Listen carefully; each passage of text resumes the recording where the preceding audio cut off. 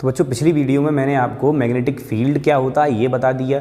Magnetic field lines के बारे में मैंने आपको स्ट्रेट वायर की वजह से कैसे मैग्नेटिक फील्ड लाइंस फैलेंगी, बार मैग्नेट कैसे मैग्नेटिक फील्ड लाइंस फैलाएगा, सोलेनॉइड की मैग्नेटिक फील्ड लाइंस कैसे होंगी, ये सब मैंने ब्रीफली भी एक्सप्लेन किया हुआ है। उसके अलावा मैंने नोट्स जो भी हैं इस चैप्टर के वो उसमें लिंक डिस्क्रिप्शन में आपके नीचे दे दी है। इसके अलावा आज की वीडियो में मैं डिस्कस करने जा रहा हूँ मैग्नेटिक फोर्स कैसे लगता है कि अगर कोई भी वायर मैग्नेटिक फील्ड में रखा हो तो। अब मैग्नेटिक फील्ड बनाने के दो तरीके हो गए, ये हम पढ़ चुके हैं। एक तरीका हो गया कोई भी बार मैग्नेट हो, परमानेंट मैग्नेट हो, उसके वजह से हम मैग्नेटिक फील्ड बना सकते हैं। दूसरा तरीका हो गया तार में करंट दौड़ा करके मैग्नेटिक फील्ड भी बना सकते हैं। तो हम पहले एक एक्सपेरिमेंटल सेटअप आपके सामने रखते हैं और इस सेटअप के द्वारा आपको कुछ रफली डायग्राम बना करके समझा के दिखाता हूँ। एक्चुअली क्या होता है बच्चों, ये एक परमानेंट मैग्नेट ली गई और उस परमानेंट मैग्नेट की ऐसा चित्र बना रहा हूँ, जरा ध्यान से देखना उसको। ऐसे परमानेंट मैग्नेट एक ले ली, इसका इधर ले लिया नॉर्थ पोल, इधर ले लिया साउथ पोल, इस पे एक हिंज करके ऐसे वायर लटका दिया, यहाँ बर्तन में मरकरी भर के रख दी और उस हिंज पे ये फ्रीली सस्पेंड कर दिया, जो ऐसे मूव कर पाए आराम से। यहाँ पे ऐसे टांग दिया, एक वायर इससे और कनेक्ट किया गया, इसमें ऐसे करके बैटरी लगा दी गई और यहाँ से एक और तार निकाल करके ऐसे कनेक्ट कर दिया गया। तो जैसे ही इनने स्विच चालू किया, मरकरी आपको मालूम है मरकरी ऑल्सो है कंडक्टर, लिक्विड कंडक्टर, और तार आराम से इसमें मूव भी कर सकता है, कंडक्टर का कंडक्टर भी है तो इससे करंट भी दौड़ सकता है। तो आपको एक बात तो पता चल गई होगी, बैटरी ऐसे लगी है 20 वोल्ट की, तो इसमें करंट ऐसे दौड़ रहा होगा। तो यहाँ पे करंट ऐसे दौड़ा और नॉर्थ टू साउथ एक परमानेंट मैग्नेट है, तो मैग्नेटिक फील्ड में भी ये रखा है करंट कैरिंग वायर। तो ये नोटिस किया गया कि ये वायर में हलचल हुई। तो वायर में हलचल हुई, इसका मतलब ये जो तार में अगर करंट दौड़ रहा है, ये हलचल तब हुई जब ये स्विच चालू किया। जैसे यहाँ चालू करते हैं स्विच, ये थोड़ा सा हिलता है, तो लोगों को पता चलता है कि ये मैग्नेटिक फील्ड में रखा हुआ करंट कैरिंग वायर है, इसकी वजह से इस पे फोर्स लग रहा है। अब ये ऑब्जर्वेशन एक बार नहीं कई बार कर करके देखे गए। एक यहाँ कर लिया, एक मैं प्रैक्टिकल चीज आपको और बताता हूँ। जैसे मान लो कि एक वायर है जिसमें करंट जा रहा है I1, बहुत बड़ा वायर है। जैसे मान लो कोई बहुत बड़ी लाइन जा रही है ऐसे, और उस लाइन का एक वायर है उसमें करंट जा रहा है, और उसके बगल में बच्चों एक दूसरा वायर है जिसमें भी करंट जा रहा है। तो आपने देखा होगा बड़ी बड़ी लाइनों में ऐसे करके ऐसे पार्टीशन लगे होते हैं, ऐसे हिंज लगी होती हैं, जिससे ये इंसुलेटर होता है ऊपर से, जिससे ये दोनों वायर ऐसे एक दूसरे के साथ चिपके नहीं, क्योंकि ये वाला वायर मैग्नेटिक फील्ड बना रहा होता है।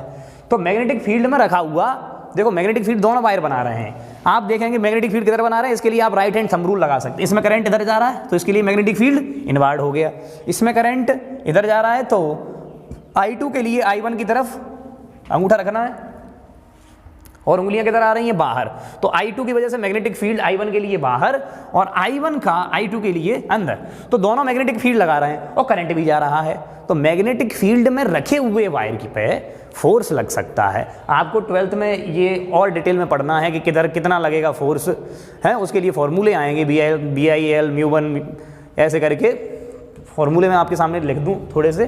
तो ये पैरेलल वायर के बीच में फॉर्मूला आता है μ0 I1 I2 अपॉन 2πd, ये फोर्स पर यूनिट लेंथ का। मतलब आपको मैग्नीट्यूड या फोर्स कितना लग रहा है उससे मतलब नहीं है, केवल आपको समझना है कि फोर्स लगता है। अच्छा, ये आपको इस एक्सपेरिमेंट से भी समझ में आ रहा है, लेकिन अगर आप ये देखेंगे कि बड़ी बड़ी लाइनें जा रही हैं, उन लाइनों पे ऐसे करके तार चिपक ना जाएं कहीं, इसीलिए ये इंसुलेटिंग मटेरियल बीच में लगा हुआ होता है, एक क्लैंप सी लगी हुई होगी जिससे कि ये तार टच ना हो जाए। वो इसीलिए क्योंकि इनके बीच में जैसे ही करंट जा रहा होता है तो एक का मैग्नेटिक फील्ड दूसरे पर फोर्स लगाता है, जिसके कारण ये एक दूसरे के पास आते हैं और चिपक न जाए, इसलिए ये एडजस्ट कर देते हैं। तो ये चीज़ हो गई आपकी कि मैग्नेटिक फील्ड में रखा हुआ कोई भी करंट कैरिंग कंडक्टर हो तो उस पर फोर्स लगता है। अब दूसरी चीज़ आती है कि किस डायरेक्शन में लगता है। ये डायरेक्शन निकालने वाला तरीका हम यूज़ करते हैं इसके लिए फ्लेमिंग्स लेफ्ट हैंड रूल। तो मैं आपके सामने फ्लेमिंग्स लेफ्ट हैंड रूल ही डिस्कस करने जा रहा हूँ। अब यहाँ पर जो दोनों सिचुएशन मैंने रखी हुई हैं, एक आध सिचुएशन और रखता हूँ और उसके बाद आपको ये फ्लेमिंग्स लेफ्ट हैंड रूल लगाना बताता हूँ। लेफ्ट हैंड रूल से आपको पता समझ में आ गया होगा कि हम इस लेफ्ट हैंड के बारे में बात करने वाले हैं। हम फ्लेमिंग्स लेफ्ट हैंड रूल नाम से पढ़ते हैं, हम रूल अपने हाथ से भी इस्तेमाल कर सकते हैं। ये नहीं कि उसके लिए फ्लेमिंग का कहीं हाथ रखा हो उसको उठा के लाएं तब कर, नहीं, अपने हाथ से भी कर सकते हैं आप। ठीक है, कैसे अप्लाई करना है और इसका यूज़ करने से आपको फोर्स की डायरेक्शन पता चल जाती है, वही मैं आपको सिखाता हूँ। एक ऑब्जर्वेशन आपके सामने और दे दूँ, मान लो कि ये एक मैग्नेट है, इसका ये नॉर्थ पोल है और ये एक दूसरी मैग्नेट है जिसका ये साउथ पोल है, और उसमें मैंने कोई वायर ऐसे करके रख दिया। ये मान लो एक रेक्टेंगुलर लूप बना करके वायर को रख दिया A B C और D। तो इसमें क्या होगा कि इसके B C C D और A D भाग पे भी फोर्स लग सकता है, क्योंकि आपको मालूम पड़ गया है कि नॉर्थ से मैग्नेटिक फील्ड लाइन निकलती हैं, साउथ की तरफ जाती हैं, तो मैग्नेटिक फील्ड की डायरेक्शन हो गई किधर, नॉर्थ से साउथ की तरफ। तो इसमें भी मैग्नेटिक फील्ड की डायरेक्शन किधर हो गई बच्चों, नॉर्थ टू साउथ हो गई, इधर से इधर की तरफ हो गई। और इसमें मैग्नेटिक फील्ड के लिए आपको राइट हैंड थंब रूल लगाना आता ही है करंट कैरिंग वायर की वजह से। तो इनमें मैग्नेटिक फील्ड की डायरेक्शन आपको पता चल गई। और ये जो मैंने ABCD इसमें जो लूप लिया हुआ है वो भी कोई कंडक्टर है, और कंडक्टर में मान लो कि मैंने बैटरी लगा दी तो भाई करंट भी दौड़ने लगा। चलो ऐसे बैटरी लगा देता हूं जिससे ये लगे आपको कि करंट कैरिंग कंडक्टर है। ठीक, अच्छा, अब आगे की बात करते हैं बच्चों। इसमें मुझे फ्लेमिंग्स लेफ्ट हैंड रूल कैसे इस्तेमाल करना होता है, ये 3 उंगलियों पर ध्यान देना होता है। इस पे अंगूठे पर, इस वाली उंगली पर और इस वाली पे, 4 फिंगर, मिडिल फिंगर, थंब। तो ये थंब मजबूत है तो ये आपको बताता है फोर्स की डायरेक्शन। मजबूती तो फोर्स से ही फील होती है ना, तो ये फोर्स की डायरेक्शन बताता है। तीनों को एक दूसरे के परपेंडिकुलर करना, ऐसा नहीं ऐसे कर लो हाथ, तीनों को एक दूसरे को परपेंडिकुलर रखना है। ऐसे कर लो, उंगली को ऐसे बाहर की तरफ और ये इधर की तरफ कर लो, अंगूठा ऊपर की तरफ कर लो, तीनों को एक दूसरे के परपेंडिकुलर डायरेक्शन में कर लीजिए। ये जो उंगली है ये आपको बताएगी करंट की डायरेक्शन। मतलब आप एडजस्ट करके इसे करंट की डायरेक्शन में एडजस्ट करें, इसे मैग्नेटिक फील्ड की डायरेक्शन में एडजस्ट करें, ये वाली उंगली को, और तो अंगूठा जिस डायरेक्शन में आ जाए रखना परपेंडिकुलर ही है। और ये रूल उनके लिए बिल्कुल भी नहीं है जिनका हाथ टूटा हो, उल्टा वाला है। खैर गलत बात नहीं है हाथ टूटना, लेकिन उनके लिए ये रूल वो अप्लाई नहीं कर सकते, वही कर सकते हैं जिनका हाथ सही सलामत हो। ठीक, अब देखो कैसे ये रूल अप्लाई करना है। फोर्स इस डायरेक्शन में हो गया, ठीक, इस पर मैं लिख दे रहा हूँ F। यहाँ पर मैग्नेटिक फील्ड इस डायरेक्शन में, मैग्नेटिक फील्ड डायरेक्शन बताने के लिए यही रूल उंगली इस्तेमाल होती है, हैं? तो ये मैग्नेटिक फील्ड के लिए, ये करंट के लिए। आप देखो इस वाले वायर में करंट किधर आ रहा है, ऐसे डाउनवर्ड आ रहा है ना, ऐसे बैटरी लगी है तो करंट ऐसे डाउनवर्ड डायरेक्शन में आ रहा है। तो करंट की डायरेक्शन में ये उंगली हो गई, और north to south magnetic field की डायरेक्शन में ये उंगली है ये आपकी। तो फिर अंगूठा किधर आ गया बच्चों, ऊपर। तो ये जो वायर है अपने आप ही ऊपर की तरफ आता हुआ दिखाई देगा। ऐसे आप देखेंगे कि ये कुछ समय बाद ऐसे थोड़ा सा ऊपर की तरफ झुक जाएगा, ये ऐसे आ जाएगा बाहर की तरफ। अब जैसे मैं एक बात करूं इस वाले भाग में, तो ABCD ये वाला जो है ना, इसमें north to south magnetic field है, तो मैग्नेटिक फील्ड की डायरेक्शन में ये उंगली और करंट की डायरेक्शन में ये उंगली। तो अंगूठा किधर जा रहा है बच्चों, AB भाग के लिए ऊपर की तरफ जा रहा है। ये BC मैग्नेटिक फील्ड के पैरेलल है, अगर ये पैरेलल हो जाए तो फिर ये रूल काम नहीं करता। मैग्नेटिक फील्ड और करंट दोनों एक दूसरे के पैरेलल हो जाए तो ये काम नहीं करता। एक्चुअली फोर्स ही नहीं लगता, परपेंडिकुलर डायरेक्शन में ही लगता है। ये आपको पता चलेगा क्योंकि फोर्स का फॉर्मूला आता है QVB साइन थीटा या फिर BIL sine theta. Current carrying के लिए, चार्ज के दौड़ने के लिए ये, करंट के दौड़ने के लिए ये, और साइन थीटा की वैल्यू देखो, करंट में और मैग्नेटिक फील्ड में अगर एंगल हो जाए 0 तो साइन थीटा हो जाएगा 0, तो फोर्स लगता ही नहीं है। ये आपको पता चल जाएगा अभी 12th में। लेकिन आप समझें मैग्नेटिक फील्ड और करंट अगर एक ही डायरेक्शन में हो जाए तो उन पे फोर्स नहीं लगता। तो इसमें BC भाग पे फोर्स नहीं लगेगा। कौन से भाग पे लगेगा, AB भाग पे लगेगा, क्योंकि फील्ड इधर करंट इधर, दोनों में 90 एंगल है। ठीक, अब ऐसे ही CD भाग में करंट नीचे की तरफ, मैग्नेटिक फील्ड इधर, तो फोर्स किधर लगा, ऊपर। इसमें फोर्स किधर लगा, नीचे। देखो अंगूठा नीचे आ रहा है कि नहीं, करंट किधर जा रहा है, ऊपर। करंट की डायरेक्शन में ये उंगली और मैग्नेटिक फील्ड की डायरेक्शन में ये उंगली। ठीक, तो आप इस रूल को अप्लाई कर सकते हैं। रूल को मैं ऐसे आपके सामने बना दे रहा हूं, कैसे आपको यूज करना है। इस प्रकार मैंने आपके सामने अपनी ऐसे उंगली थोड़ी सी बना दी है। बेकार डायग्राम है, ज़्यादा अच्छा चित्रकार नहीं हूँ मैं, मगर आपको समझाने के लिए काफ़ी है। इसको समझें। ये वाली जो उंगली है मिडिल वाली, ये आपको बताती है करंट, और ये 4th फिंगर ये आपको बताती है क्या, मैग्नेटिक फील्ड, बी से डिनोट करते हैं मैग्नेटिक फील्ड को, ठीक है बच्चों। और ये थंब आपको बच्चों फोर्स के बारे में बताता है। तो इस डायरेक्शन में आपका फोर्स हो गया, और इस डायरेक्शन में ये ऐसे मेरा हाथ है, ये मैग्नेटिक फील्ड के लिए ये उंगली हो गई, और करंट के लिए ये वाली उंगली हो गई। ये बाहर की तरफ है, थोड़ा सा ऐसा बन नहीं पा रहा है, आपको समझा तो रहा ही हूँ मैं, ठीक। तो फोर्स की डायरेक्शन में ये अंगूठा हो गया, और मैग्नेटिक फील्ड की डायरेक्शन में ये उंगली, करंट की डायरेक्शन में ये उंगली। तो इस प्रकार से हमें Fleming's left hand rule apply करना है। ये आपका ही हाथ भी हो सकता है, जरूरी नहीं फ्लेमिंग का ही हो, ठीक। तो फ्लेमिंग्स लेफ्ट हैंड रूल ऐसे ही अप्लाई करते हैं, कहीं भी डायरेक्शन पता लगा लेते हैं। बोलो मेरी बात क्लियर है? अच्छा, ये आप मुझे इसमें I1 की वजह से I2 की डायरेक्शन किधर होगी कमेंट में लिख के दिखाएंगे, ठीक। मैं आगे आपके सामने एक और टॉपिक के बारे में बात कर रहा हूं जो इसी पर बेस्ड है, फोर्स पर बेस्ड है, उसका नाम है इलेक्ट्रिक मोटर। तो बच्चों पिछले टॉपिकों को समझाने के लिए मैंने इतनी मशक्कत इसीलिए की है क्योंकि अब हम पढ़ने जा रहे हैं एक ऐसा डिवाइस जिसका नाम है इलेक्ट्रिक मोटर। बड़े काम की चीज़ है। आपके घर में जितनी भी मशीन्स हैं, जितनी नहीं ज़्यादातर मशीन्स में इसका यूज हो रहा है। अब जैसे आप देख लें कि पंखा है, घूम रहा है क्योंकि उसमें लगी हुई एक मोटर घूम रही है। कूलर है, घूम रहा है, वहाँ भी एक मोटर है। आपके घर में समरसेबल लगी है, पानी आ रहा है, वहाँ भी एक मोटर लगी हुई है। आप नहीं बनाते, छोटे बच्चे, मैं जैसे दाढ़ी बनाता हूँ, ट्रिमर, उसमें भी एक मोटर लगी हुई है। उसी प्रकार से जितनी ज़्यादा मशीन्स देखेंगे, मिक्सचर है, जूसर है, और बहुत सारी चीज़ें हैं, उनमें एक मोटर लगी हुई है, मोटर घूम रही है, उसी की वजह से मशीन चल रही है। अब देखो ये मोटर चलती कैसे है, ये इसी फिनोमेना पर चलती है जो पिछली यहाँ पर थोड़ी देर पहले मैं डिस्कस कर चुका हूँ। अब देखो किस प्रकार से मोटर का एक डिज़ाइन बनाता हूँ मैं। एक्चुअली मोटर होती इस अलग अलग प्रकार की है, बस हम इसका एक डिज़ाइन देखते हैं। इसमें हम करते क्या है कि परमानेंट मैग्नेट लेते हैं, ये एक ले लिया नॉर्थ पोल, और एक दूसरे के सामने रख लेते हैं ऐसे, ये ले लिया आपका साउथ पोल, ठीक। इसके बीच में मैं ऐसे एक रेक्टेंगुलर टाइप कॉइल लगा लेता हूँ। एक्चुअली वो गोल भी हो सकती है, मैं रेक्टेंगुलर इसीलिए ले रहा हूँ क्योंकि अभी आपको फोर्स की डायरेक्शन समझा सकता हूँ उससे, ठीक। तो मैंने इसके बीच में एक कॉइल रख ली और कॉइल को ऐसे एक्सल पे फंसा लिया होता है। ऐसे एक एक्सल लगाया होगा सिलेंड्रिकल, और उस एक्सल पे आसानी से ऐसे करके इसको फंसा लिया जाता है। यहाँ क्या करता हूँ मैं, स्लिप रिंग्स लगा देता हूँ जिससे कि ये एक्सल से ये कॉइल घूम सके। और जैसे आप देखते हैं पंखे में कि पूरा पंखे का वो जो ऊपर लगी हुई डंडी है जो लटक रही है जिससे पंखा, वो नहीं घूमता, वो पूरे का पूरा पंखे का जो पंखुड़ी है वही घूमेंगी। तो इस पे यहाँ पे लगे होते हैं ये वायर, और वायर जिस जगह से अटैच होते हैं यहाँ लगे होते हैं कार्बन ब्रशेस। तो ये वायर बाहर लगे हैं जो किसी बाहर वाले सोर्स से कनेक्टेड है, मतलब जिससे करंट मिल रहा है।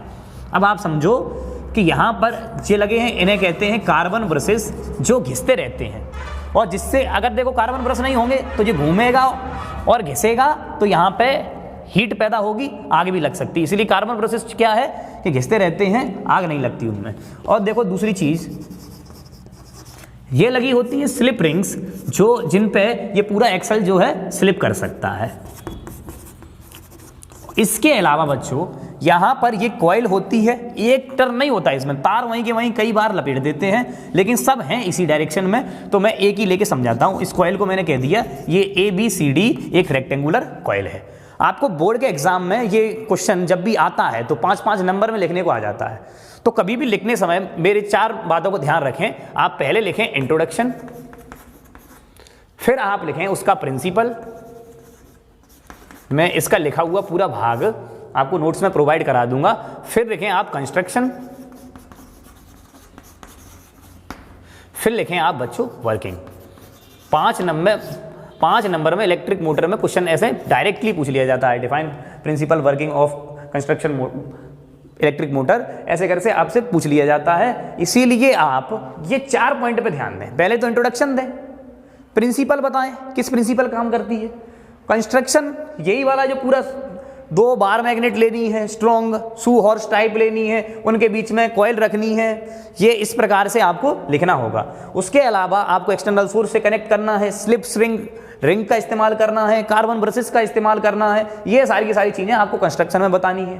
प्रिंसिपल में बताना है force on a current carrying wire placed in a magnetic field, ये वाला प्रिंसिपल इसमें यूज हो रहा है। इसके अलावा इंट्रोडक्शन क्या है, ये कन्वर्ट कर रही है इलेक्ट्रिकल एनर्जी को मैकेनिकल एनर्जी में, क्योंकि घूम रही है ना, तो इलेक्ट्रिकल एनर्जी से घूमी और मैकेनिकल एनर्जी में इसने कन्वर्ट किया। वर्किंग क्या है वो वर्किंग में आपको समझाता हूं। तो देखो जैसे ही इसमें करंट दौड़ा, करंट दौड़ने, देखो करंट की डायरेक्शन ऐसे होगी, ये गया करंट, जैसे मैंने स्विच चालू किया करंट दौड़ा, करंट दौड़ने लगा, करंट ऐसे गया, तो करंट दौड़ेगा तो फोर्स लगेगा।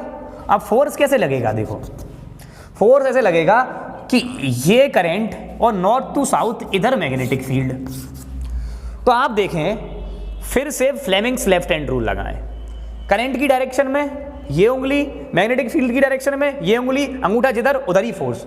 तो करंट की डायरेक्शन किधर है, इधर, तो ये वाली उंगली लानी है करंट की डायरेक्शन में, ये ले जानी है मैग्नेटिक फील्ड की डायरेक्शन में। कैसे जाएगी, लो गई, देखो करंट की डायरेक्शन हो गई, करंट की ऊपर डायरेक्शन है तो ये मिडिल फिंगर ऊपर कर दी और ये मैग्नेटिक फील्ड की डायरेक्शन में कर दी, अंगूठा किधर चला गया, नीचे की तरफ। अब गौर करें, मैंने कहा था BC वाला पार्ट मैग्नेटिक फील्ड के पैरेलल है तो इस पे कोई फोर्स नहीं लगता। अब आ जाओ CD वाले भाग पे, करंट नीचे, मैग्नेटिक फील्ड इधर, फोर्स इधर, तो इस वाले भाग पे, CD वाले भाग पे किधर लग गया फोर्स, ऊपर, और AB वाले भाग पे फोर्स किधर लग गया, नीचे। तो ये वाला भाग नीचे जा रहा होगा और ये वाला भाग ऊपर। गौर कर देख, ये वाला भाग CD वाला भाग किधर आ रहा है, ऊपर, और ये जा रहा है नीचे, तो ये नीचे गया, ये ऊपर गया, तो क्या करना चाहेगा, ये एकदम से ऐसे पलटना चाहेगा, ये ऐसे पलटना चाहेगा कि नहीं। आप देखो मान लो ये मेरे पास डस्टर है और ये ऐसे है, इस वाले भाग को मैं ऐसे दबाऊं और इसको ऐसे उठाऊं, अब दोनों को ही दबा दूं तो क्या होगा, ये भीतर को जाएगा, और दोनों को खींच लूं तो ये बाहर को आएगा। लेकिन अगर इसको दबाऊं और इसको उठाऊं तो क्या होगा, ये पलटेगा, फिर ये इसको दबाऊं इसको उठाऊं, पलटेगा पलटेगा पलटेगा पलटेगा और ऐसे घूमना शुरू हो जाएगा और ऐसे मोटर चलना शुरू, और तुम्हारे पंखे, कूलर, जो भी चीजें थी वो भी चलना शुरू हो जाएंगी। इस प्रकार से वर्क करती है मोटर, और इसमें लग क्या रहा था, फोर्स लग रहा था। क्यों, क्योंकि करंट बह रहा था और मैग्नेटिक फील्ड में रखा हुआ था। तो ये वर्किंग होती है किसकी, मोटर की।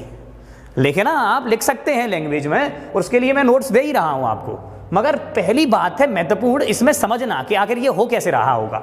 यहाँ एक्सल पे ये फ्री है तो जैसे ही रोटेट करती है, एक्सल फ्री है और ये रोटेट करने लगती है और मोटर चलने लगती है, और यही मोटर चलेगी। इसी से डिफरेंट टाइप के उपकरण हम चलाते रहेंगे। तो मुझे उम्मीद है कि आप मोटर को सही से समझ पाए होंगे।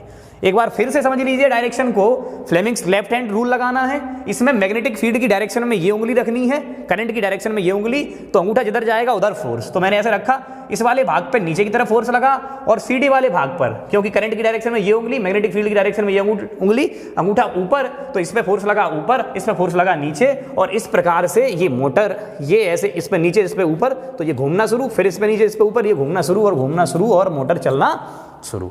तो मुझे उम्मीद है आप ये समझ गए होंगे। अगली बात पे आता हूं जिसका नाम है इलेक्ट्रोमैग्नेटिक इंडक्शन। जो टॉपिक बता रहा हूं उसकी कहानी बड़ी इंपॉर्टेंट है, तो बड़ा ध्यान दे के सुनना। एक्चुअली क्या होता है कि एक वैज्ञानिक हैं जो अपने कमरे में बैठे हुए कुछ एक्सपेरिमेंट्स कर रहे हैं, जिसमें उन्होंने देखा कि एक इन्होंने ऐसा करंट कैरिंग लूप रखा हुआ है, मतलब तार वार रखे हुए हैं जिसमें करंट जा रहा है, पूरा सेटअप बना हुआ है। उसके बगल में एक एक्सपेरिमेंट रोज करते हैं, तो इन्होंने ऐसे ही एक बल्ब लगाया हुआ है, और बल्ब के तार कैसे भी अचानक जुड़ गए हैं मान लो, और ऐसे जुड़ के एक लूप बन गया है। दो तार थे, एक्सपेरिमेंट के लिए कहीं रखते थे, तो अचानक बल्ब के तार जुड़ गए हैं। तो वो एक्सपेरिमेंट कर रहे थे, अचानक क्या हुआ कि एकदम से इन्होंने स्विच दबाया, ये जैसे ही स्विच दबाया, यहां स्विच दबाते ही समय एकदम से बल्ब जला। इनका दिमाग चमका कि भैया ऐसा यहां क्या हो रहा है, जैसे मैं यहां स्विच दबाता हूं यहां बल्ब जलने लगता है। अच्छा, स्विच दबा करके मैंने छोड़ दिया, भले ही चालू रहे करंट, फिर बल्ब बंद हो जाता है। ये खाली थोड़ी देर के लिए दबा, थोड़ी देर के लिए जला, जब ये दबाया गया बस, जैसे मैं इसको दबाता हूं, फिर क्या हुआ, इन्होंने एकदम से इसको बंद किया, फिर से जला। जैसे ही ये चालू करते हैं, चालू करते समय थोड़ा जलता है, बंद करते समय थोड़ा जलता है। दिमाग में इनके में हलचल आने लगी कि भाई ऐसा क्यों हो रहा है, जैसे ही मैं यहां स्विच चालू करता हूं यहां बल्ब क्यों जलने लगता है। इनका दिमाग थोड़ा सा चलने लगता है, ये इसको मूव कराते हैं स्विच चालू करने के बाद। स्विच चालू करते हैं, ये इसको पास ले जाते हैं, जैसे ही पास लाते हैं बल्ब फिर जलने लगता है, दूर ले जाते हैं बल्ब फिर जलने लगता है, रोक देते हैं बल्ब रुक जाता है। इमेजिन हो रहा है? एकदम से तेजी से लाते हैं बल्ब तेजी से जलता है, धीमे लाते हैं बल्ब भी धीमे जलता है।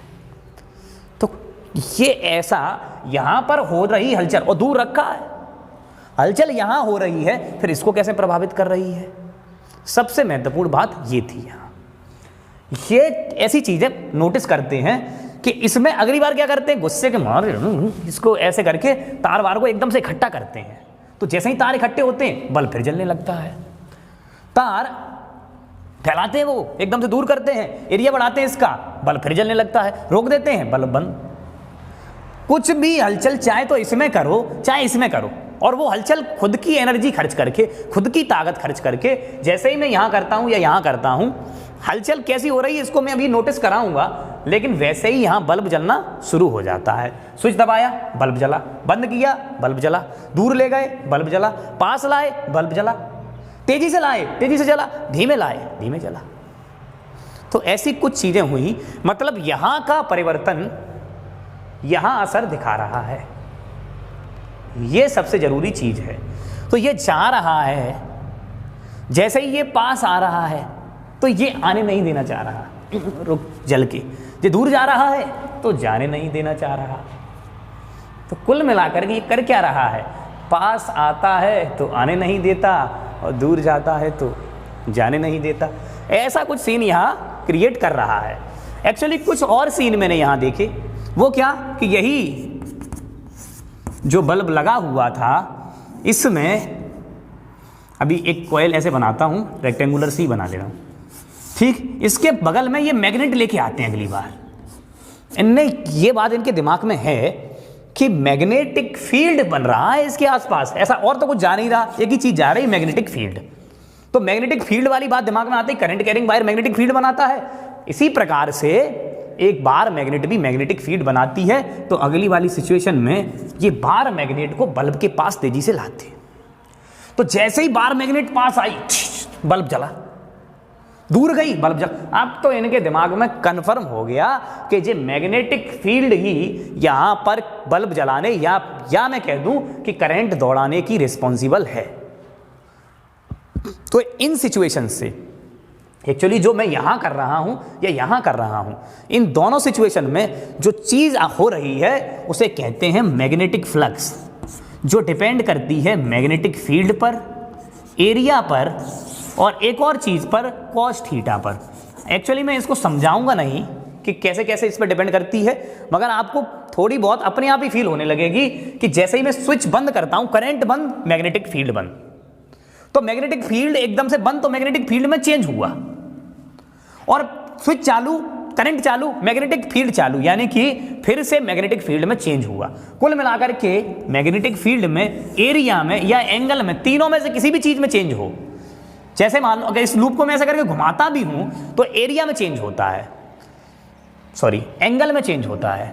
ऐसे सिकोड़ रहा था तब एरिया में चेंज हो रहा था। मतलब तुमने कोई भी चेंज किया, जैसे ही मैं मैग्नेट को पास लाया, अब मैंने किस में चेंज किया, मैग्नेटिक फील्ड में, क्योंकि दूर मैग्नेटिक फील्ड कम है और पास मैग्नेटिक फील्ड ज्यादा है। इन तीनों चीजों में से किसी में भी चेंज कर दो तो बल्ब जलने लगता है। बल्ब जलने का मतलब इन करंट कैरिंग कॉइल में, एक साधारण कॉइल थी जिसमें कोई करंट नहीं दौड़ रहा था, उसमें करंट दौड़ने लगता है। ये एक्सपेरिमेंट एक्चुअली गैल्वेनोमीटर से किए गए हैं, थोड़ा बहुत करंट मापने के लिए गैल्वेनोमीटर का इस्तेमाल हो रहा है, बस आपको फील हो इसलिए मैं बल्ब का इस्तेमाल कर रहा हूं।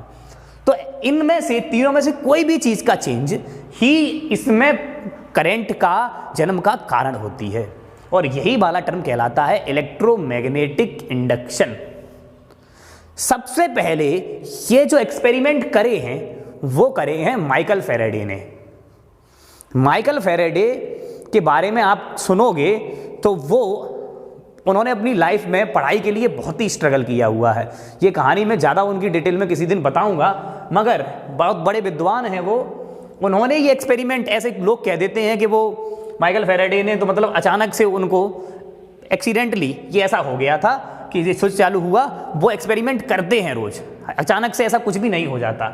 उन्होंने ये देखा हुआ है कि किस प्रकार से मेरी खुद की एनर्जी, जो कि देखो मैं मैग्नेट मूव करा रहा था, उसमें मैं कौन सी एनर्जी खर्च कर रहा था, अपनी खुद की एनर्जी। तो या फिर किसी और तरीके से इसको मूव कराया तो किस प्रकार से मैकेनिकल एनर्जी को इलेक्ट्रिकल एनर्जी में बदला जा सकता है, ये वाला काम माइकल फैराडे ने किया है। और इस फिनोमेना को कहते हैं इलेक्ट्रोमैग्नेटिक इंडक्शन। इंडक्शन नाम इसीलिए आया क्योंकि एक चीज से प्रेरित होकर के यहां करंट बना है। प्रेरित मतलब प्रभावित होकर के।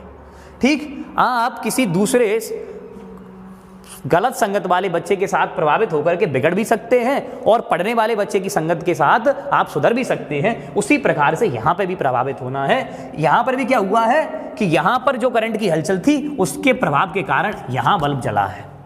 तो इसे कहते हैं इलेक्ट्रोमैग्नेटिक इंडक्शन का फिनोमेना। एक्चुअली इसको किस डायरेक्शन में दौड़ता है और ये क्यों दौड़ रहा है, इसको लेंज ने समझाया आगे। लेंज लॉ के नाम से हम 12th में इसे पढ़ते हैं, जिसमें उन्होंने कहा है कि ये जो कॉइल है जिसमें करंट दौड़ रहा है वो वास्तव में अपोज कर रहा है अपने अंदर हो रहे परिवर्तन का। इसमें परिवर्तन ही तो हो रहा है, इसमें चेंज हो रहा है। मैग्नेटिक फील्ड में हो, चाहे एरिया में चाहे एंगल में, आप पास ला रहे हैं तो मैग्नेटिक फील्ड में चेंज हो रहा है। तो ये हमेशा अपोज करता है अपने अंदर हो रहे चेंज का। कौन? कोई भी करंट कैरिंग लूप, कोई भी लूप जिसमें करंट नहीं दौड़ रहा हो, कंडक्टिंग लूप हो बस, तो वो क्या करता है, अपने अंदर हो रहे चेंज का अपोज करता है। जैसे ही आप पास लाते हैं, इसमें मैग्नेटिक फील्ड बढ़ता है तो ये चाहता है कि मेरे अंदर मैग्नेटिक फील्ड बढ़े नहीं, तो ये घटाना चाहता है। तो घटाने के लिए मैग्नेटिक फील्ड कब घटेगा? जब ये अपना मैग्नेटिक फील्ड अपोजिट डायरेक्शन में लगाए। तो अपोजिट डायरेक्शन में मैग्नेटिक फील्ड कब लगेगा? जब इसमें करंट दौड़े। तो ये फिर अपने अंदर भी करंट दौड़ाने लगता है, जिससे ऐसा मैग्नेटिक फील्ड बने जो इसको अपोज करे। तो इसी वाले फिनोमेना को क्या कहते हैं बच्चों? इलेक्ट्रोमैग्नेटिक इंडक्शन कहते हैं। मुझे उम्मीद है थोड़ा थोड़ा आपको फील होने लगा होगा। ये डायरेक्शन कैसे आएगी, करंट किस डायरेक्शन में दौड़ेगा, ये आपको बिल्कुल ऐसे एक्चुअली तो इसमें सिखाया जाता है फ्लेमिंग्स राइट हैंड रूल, लेकिन आपको वैसे ही फील हो जाएगा। आप खुद ही बता सकते हैं कि किस डायरेक्शन में करंट, आखिर इंड्यूस्ड करंट दौड़ेगा। और जो करंट इसमें दौड़ा एक्चुअली उसी का नाम होता है इंड्यूस्ड करंट। तो मुझे उम्मीद है कि आपको ये फिनोमेना समझ में आने लगा होगा कि किस प्रकार से इलेक्ट्रोमैग्नेटिक इंडक्शन फिनोमेना काम करता है। तो बच्चों, इंड्यूस्ड करंट किस डायरेक्शन में आता है उसके लिए मैं आपको एक सेटअप से समझाता हूं। डायरेक्शन आप ऐसे ही निकाल लेंगे, आपको कोई भी रूल लगाने की जरूरत नहीं है। वो रूल मैं आपको अगली वीडियो में बता दूंगा, लेकिन पहले आप इसको फील कर लें कि आखिर ऐसा कैसे हो रहा होगा। जैसे मेरे पास मान लो ये कॉइल है, वही वाली कॉइल जिसमें बल्ब लगा, बल्ब नहीं लगा, आप ये समझ लो यहाँ एक बल्ब लगा है और ये मैग्नेट में एक इसके पास लाया और मैग्नेट में दोनों, ये मान लो मैं इस पर लिख दे रहा हूँ, इधर से नॉर्थ पोल ला रहा हूँ पास। ठीक, आपके सामने इस पे मैंने क्या लिख दिया, यहाँ N और यहाँ लिख दिया S। ठीक, तो आपके पास ये मैं N पोल लेकर के आया, तो जैसे ही मैं नॉर्थ लाता हूँ इसके पास तो मैग्नेटिक फील्ड बढ़ता है। तो ये कॉइल क्या चाहेगी, मेरे अंदर मैग्नेटिक फील्ड ना बढ़े। तो मैग्नेटिक फील्ड ना बढ़े तो ये खुद का करंट दौड़ाएगी, और खुद का करंट कैसे दौड़ाए कि इसमें अपोज हो। अपोज तब होगा जब इसका भी नॉर्थ पोल बने, किसका, करंट कैरिंग कॉइल का। और मैंने आपको पहले ही बताया हुआ है पिछली वाली वीडियो में कि किस प्रकार से करंट कैरिंग कॉइल का नॉर्थ पोल बनता है। वो तब बनता है जब उसमें करंट दौड़ रहा हो एंटी क्लॉकवाइज डायरेक्शन में। याद करो क्लॉक फेस रूल। ठीक, अगर नहीं याद आ रहा है तो आप पिछली वीडियो जरूर देखें और उसकी लिंक मैं इसमें प्रोवाइड करा दूंगा, इसके डिस्क्रिप्शन में लिंक दे दूंगा। आप ये ध्यान रखें कि किस प्रकार से एक करंट कैरिंग कॉइल है। करंट कैरिंग कॉइल ये रही, तो मैग्नेटिक फील्ड की डायरेक्शन निकालने का तरीका, अगर करंट ऐसे जा रहा है एंटी क्लॉकवाइज डायरेक्शन में तो उधर से फील्ड लाइंस ऐसे अंदर जाती हैं और जिधर एक तरफ से क्लॉकवाइज है, एक तरफ से एंटी क्लॉकवाइज है, दूसरी तरफ से अपने आप ही क्लॉकवाइज हो जाती है। जैसे देखो इधर से किधर अभी दिखाई दे रही है आपको, क्लॉकवाइज। अगर मैं ऐसे ऐसे करके इसको पलट लूं तो इधर ऐसे दिखाई देने लगी, अब ये अपने आप समझ में आ गया, इधर से एंटी क्लॉकवाइज और इधर से क्लॉकवाइज। ठीक, तो ऐसे ही मैं इसके पास ले जाता हूं, ये मैं बार मैग्नेट ले गया और इसका नॉर्थ पोल पास ले गया, तो ये रिपल्सन करना चाहेगी और रिपल्सन करने के लिए करंट कैसे दौड़ाएगी कि नॉर्थ पोल बने मैग्नेट का, तभी तो रिपल्सन होगा। नॉर्थ को रिपेल करता है और साउथ को, सेम पोल ही तो रिपेल करते हैं। तो इसमें करंट कैसे दौड़े बच्चों, ऐसे ही दौड़े एंटी क्लॉकवाइज डायरेक्शन में, तभी तो इसका नॉर्थ पोल बनेगा। ऐसे करंट दौड़ रहा है तो किधर आ रही है मैग्नेटिक फील्ड लाइन, नॉर्थ से निकलती हैं साउथ को जाती हैं।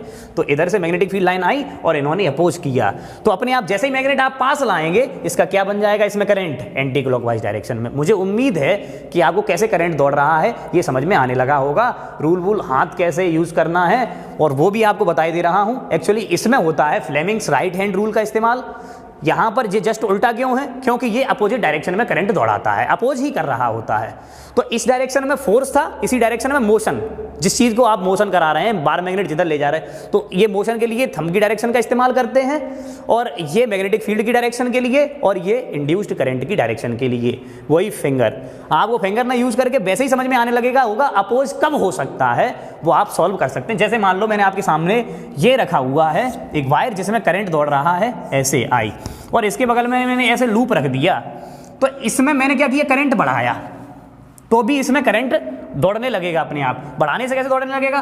क्योंकि जैसे ही मैं इसमें करंट बढ़ाऊंगा तो मैग्नेटिक फील्ड, कॉइल के लिए देखो मैग्नेटिक फील्ड किधर है, अंदर, तो अंदर की तरफ मैग्नेटिक फील्ड बढ़ने लगेगा। तो लूप क्या चाहेगा कि अंदर की तरफ मैग्नेटिक फील्ड नहीं बढ़े, और वो कब नहीं बढ़ेगा? जब वो अपना मैग्नेटिक फील्ड किधर बना ले, बाहर की ओर बना ले। बाहर की ओर मैग्नेटिक फील्ड कब बनेगा? जब, देखो इसके लिए एक रूल और बता दे रहा हूं, ये कहलाता है स्क्रू रूल, मैग्नेटिक फील्ड की डायरेक्शन वाला। जैसे आपके पास कोई भी कॉइल है, जैसे ये कॉइल है, इस कॉइल में आप करंट अगर ऐसे दौड़ रहा हो तो मैग्नेटिक करंट जिधर दौड़ रहा हो उधर उंगलियां घुमाओ, और ऐसे स्क्रू की तरह, जैसे बोल्ट लगा हुआ है तो घुमाने के लिए ऐसे, कसने के लिए ऐसे घुमाते हैं, खोलने के लिए ऐसे बाहर की ओर। तो करंट जिधर दौड़ रहा है उधर की तरफ सीधे हाथ की उंगलियां घुमाओ, अंगूठा जिधर आ जाए उधर ही मैग्नेटिक फील्ड की डायरेक्शन और निकलती है। या फिर करंट जिधर दौड़ रहा है उधर अंगूठा रखना है, ये तो हमें मालूम ही है, राइट हैंड थंब रूल। तो उधर की तरफ तो उंगलियां अपने आप अंदर की तरफ जा रही हैं, ऐसे कर लो, चाहे ऐसे स्क्रू रूल का इस्तेमाल भी कर लो। तो देखो अगर यहां पर करंट ऐसे दौड़ रहा था तो मैग्नेटिक फील्ड किधर है, अंदर की ओर, तो मैग्नेटिक, मैंने कहा करंट बढ़ रहा है, करंट इज इंक्रीजिंग, तो जैसे ही करंट बढ़ेगा तो मैग्नेटिक फील्ड भी अंदर की ओर बढ़ेगा। तो ये लूप क्या चाहेगा कि मैग्नेटिक फील्ड बढ़े नहीं, तो फिर ये उसका अपोज करेगा, क्योंकि ये तो हमेशा ही अपोज कर रहा है, ठीक। तो अपोज करना ही इसकी खासियत है। तो मैग्नेटिक फील्ड अंदर बढ़ा तो ये चाहेगा लूप के मैग्नेटिक फील्ड अंदर नहीं बढ़े, तो ये अपना मैग्नेटिक फील्ड बाहर को निकालना चाहेगा। तो बाहर कब आएगा? जब करंट कैसी डायरेक्शन में हो। दोनों तरीके से आप बता सकते हैं। देखो राइट हैंड थंब रूल लगा करके बाहर की तरफ ऐसे आ रहा है जब करंट ऐसे दौड़ रहा हो, या फिर उंगलियों को ऐसे घुमाओ, अंगूठा बाहर की तरफ आ गया ना, तो स्क्रू रूल से। तो आप इसमें डायरेक्शन लिख सकते हैं क्या, एंटी क्लॉकवाइज। तो मुझे उम्मीद है कि आप करंट की डायरेक्शन, इंड्यूस्ड करंट की डायरेक्शन मैग्नेटिक फील्ड के चेंज के साथ समझ चुके होंगे, और इस फिनोमेना को कहते हैं इलेक्ट्रोमैग्नेटिक इंडक्शन। इस साल के 10th वाले पेपर में वैल्यू बेस्ड क्वेश्चन में जो मैंने कहानी आपको सुनाई है उस पर क्वेश्चन आने की बहुत ज़्यादा संभावना है बच्चों। तो इस जो भी बात मैंने एक्चुअली ये कहानी की तरह से आपको समझा दिया है जिससे आपको फील हो जाए, वरना ये बहुत ज़रूरी टर्म है एक्चुअली 12th क्लास में, तो इस पर पूरा चैप्टर है।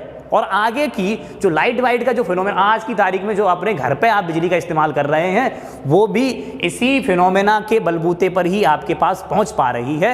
आपको ये धीरे धीरे समझ में आने लगेगा। तो उम्मीद करता हूं मेरी आपको ये वीडियो पसंद आई होगी, इसीलिए आप रेगुलरिटी मेंटेन रखें और पूरी की पूरी चीज़ नोट्स बनाते रहें, लिखते चलें। धन्यवाद।